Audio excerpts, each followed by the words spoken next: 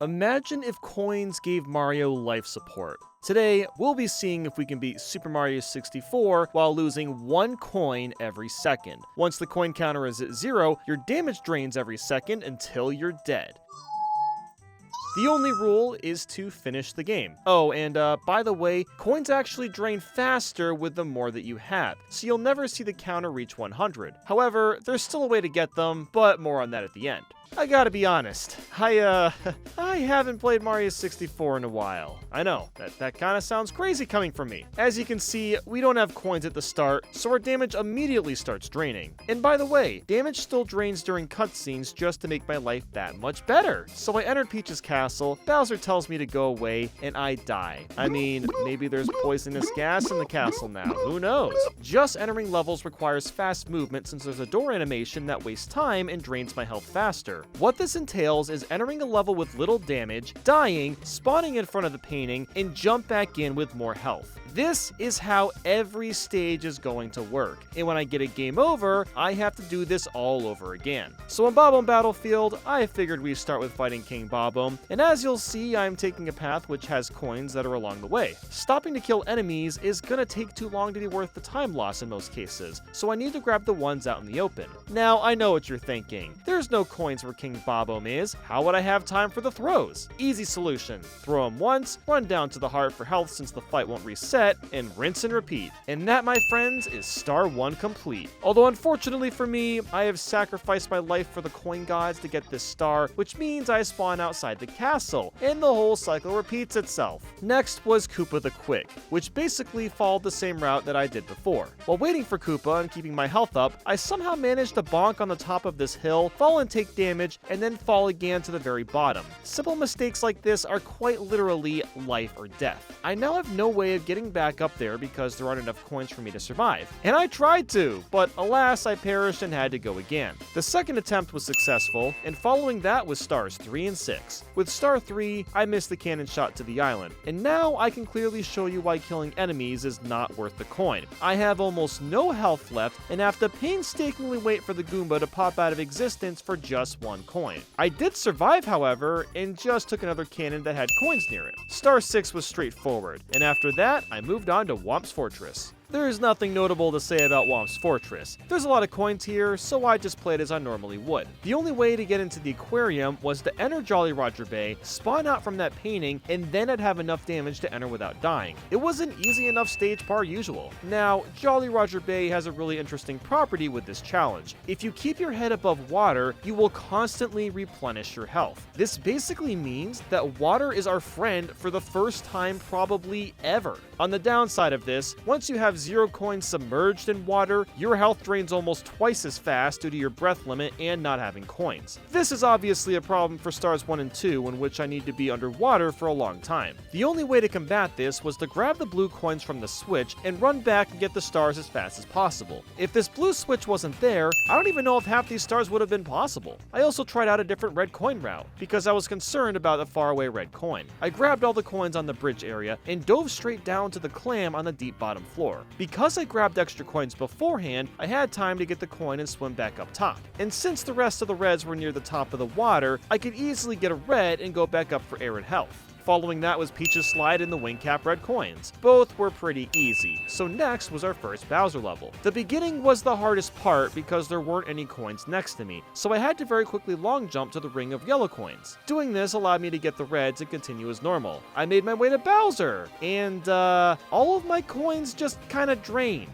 I'm not sure why this happened, so I talked to Kaze about this since he made the mod, and he gave me another version where the coins wouldn't drain like that. That just seemed really unfair, especially since Bowser has 2 text boxes which waste time. So I tried again and went in with about 10 coins. Even with bringing these coins in, I still drained all of them by the time I actually got the key. Cool Mountain was another stage that didn't give me trouble. And again, it's because there's a huge abundance of coins outside and on the slide. Stars 1 through 6 were pretty simple to complete, and after that I finished up Bob-omb Battlefield. I just needed stars 4 and 5, which were also pretty simple. What happened next was something I didn't take into account at all, having time to get into Big Boo's haunt. Because if you think about it, you have to take a second to kill the ghost, wait for the entrance to work, then Mario slowly flies inside, and even when you get into the level, you have to to go inside the house to get coins, which at the minimum requires 2 doors. And doors in this challenge are deadly, as we've learned.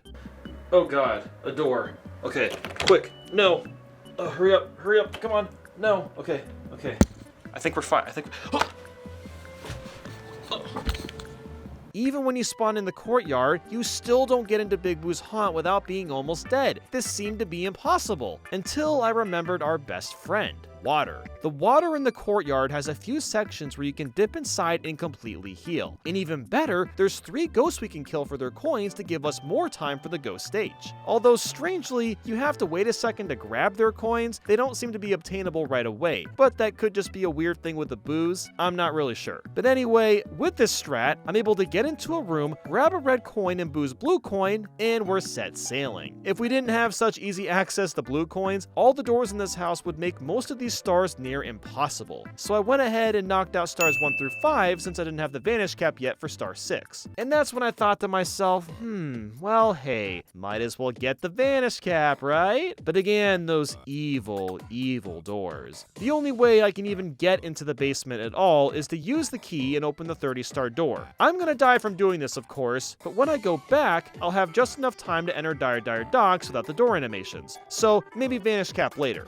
Dire Docks is a scary level because of the massive bodies of water and a real urgency of drowning faster than usual. However, I found a route with coins that lets me travel anywhere I need to, which is a bit of a relief. So with that, I got stars 1 and 2. But then came Bowser in the Fire Sea. This one was just awful. I initially thought that it'd be impossible to clear this level because there aren't enough coins. I must have played this stage like 20 times, only to get to Bowser with almost no health and very little to no coins. And that's when I forgot something very important. This box that nobody has ever hit in their entire life has 10 coins in it. And even better, it's near the end of the level. So once I remembered that, I just needed to play as fast as I've ever played in my damn life, get to Bowser, do not miss the throw, wait for the key, and oh mama, we were less than a second away from death. That was way too close. I think I need to take a breather to talk about today's sponsor, the legendary Raid Shadow Legends. Yeah, it's that really cool one you can play on your phone and desktop for free. I guarantee you've heard of it, as it's one of the most influential mobile games out there. You can battle raid bosses, dungeon runs, and campaign battles. It's a pretty epic game if I say so myself, and they're constantly updating it too with new features and content. So what's new in Raid? Well, there's Hydra for one, only one of the biggest, baddest bosses in the entirety of mobile games. This thing is a beast, a super-powered clan boss that's like many bosses all rolled into one. It's got multiple different heads, each with unique mechanics. It can share pain, scare off your champions, cloak itself in poison, and so on. The battle is like a crazy puzzle box and is one of the toughest fights in the whole game. So Raid's got a full schedule of festive activities with special events and tournaments, and even some new fusion events to help you add some of Raid's incredible festive champions to your collection. My in-game name is Nathaniel Bandy, and you can find me there. Raid is supporting this channel and helping fund my ambitious projects like Bandy's Universe, so a huge thank you to them. There's seriously never been a better time to get started, so hit the link in the description or scan my QR code and you'll get an epic champion Rectar draft, 200k silver, 1 energy refill, 1 XP boost, and 1 ancient shard so you can summon awesome champions as soon as you get in game. And now that we're back, things are not going to get any easier. I did go ahead and finish stars 4 and 5, and I wanted to go for the red coins next. That wasn't going to go so well since the red coins are so spread out. There's just no way to get them without dying. I might be able to use the ship and take the speedrunner's route, but I'm not ready to endure that. So instead, I wanted to drain the castle waters as a potentially easier method to accessing the basement. Because as of right now, the only way to get to the basement stars is to die in the castle, near perfectly grab the 4 coins in the main lobby, and long jump into lethal lava land at the very last second. I really don't want to do that every time, so I drained the floors and got the vanish cap reds while I was at it. I tested the floor under the moat to see if it was any faster, and unfortunately it's not going to be useful at all, even when I die outside. So back to Dire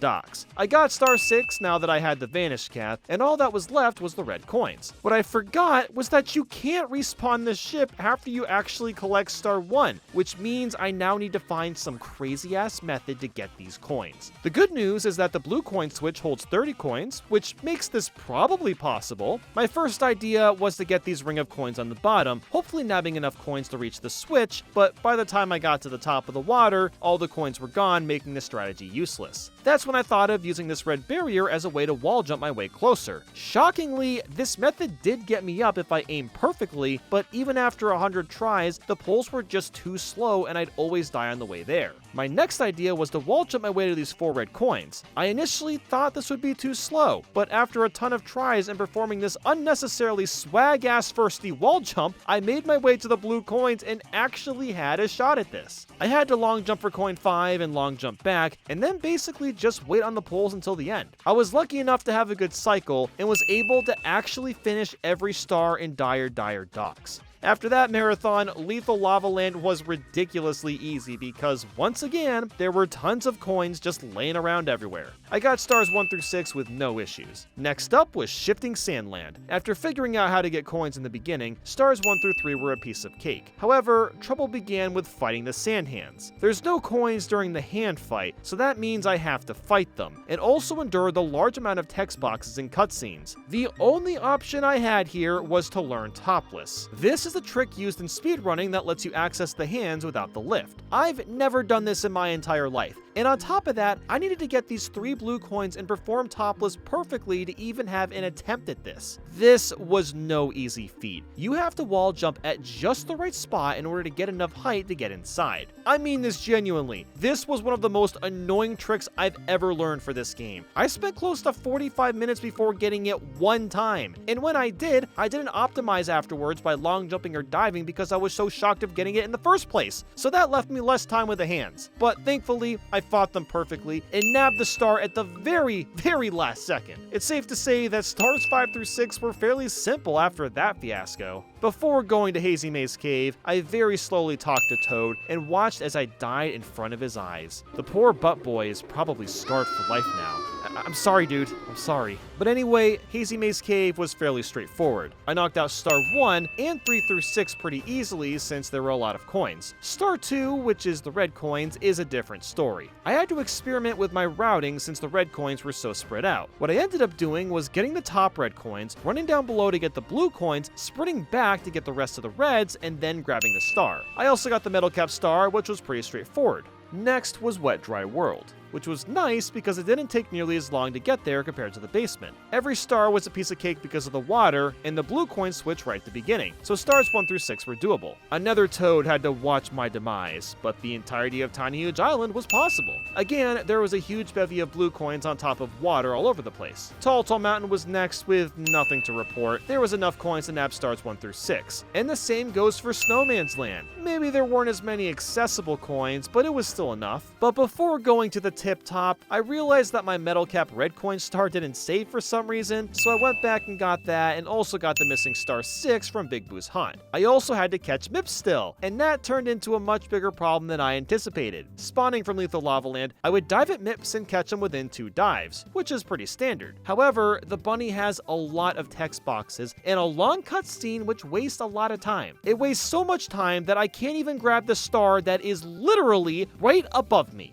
And there are no coins in the basement, so I can't add to my timer in any way. I tried to build up coins in the lobby as well as the courtyard, but they'd always run out before getting back to Mips. And that's when I realized I could just long jump from Lethal Lava Land towards the right, then run to the left and do 1 dive. This trick is used in speedruns, and I had never really done it myself. And with this strat, I was barely able to get the star, and I mean barely. This was another frame-perfect trick, and I had to do it twice for both Mip stars. Now you might think that tick-tock clock was ridiculously hard, but honestly, it really wasn't. There's a 10 coin box right at the beginning, several near the top, and the blue coin switch. I'm also familiar with doing this wall jump shortcut, so that made stars 1 through 6 pretty easy. And Rainbow Ride was kinda the same thing. Stars 4 through 5 were possible, but I needed to ledge grab immediately, and then run down to get these 5 coins without any mistakes. Stars 1, 3, and 6 were also possible, but I had to triple jump and wall jump off this spinning platform platform to get up fast enough. Thanks to the blue coins, I was actually able to take the carpet partially up without having to do a Legato bounce. But then there was Star 2, the big house in the sky. This one has a lot of waiting around on the carpet. In fact, too much waiting around on the carpet. With my current strats, I wasn't able to get even halfway through the house without dying, so I needed to learn faster methods and routes. What I ended up doing was getting the coins on these spinning platforms, jumping towards the red coins, and basically staying as straight as possible while grabbing some of them. This gave me a slight edge while waiting to get the blue coins. Once I got those, I had to long jump off this blue platform, turn my camera, and then do 2 perfect wall jumps across these glass pillars and start the carpet ride. From there, it's just waiting in anticipation. There were some coins along the way, but were there enough to survive?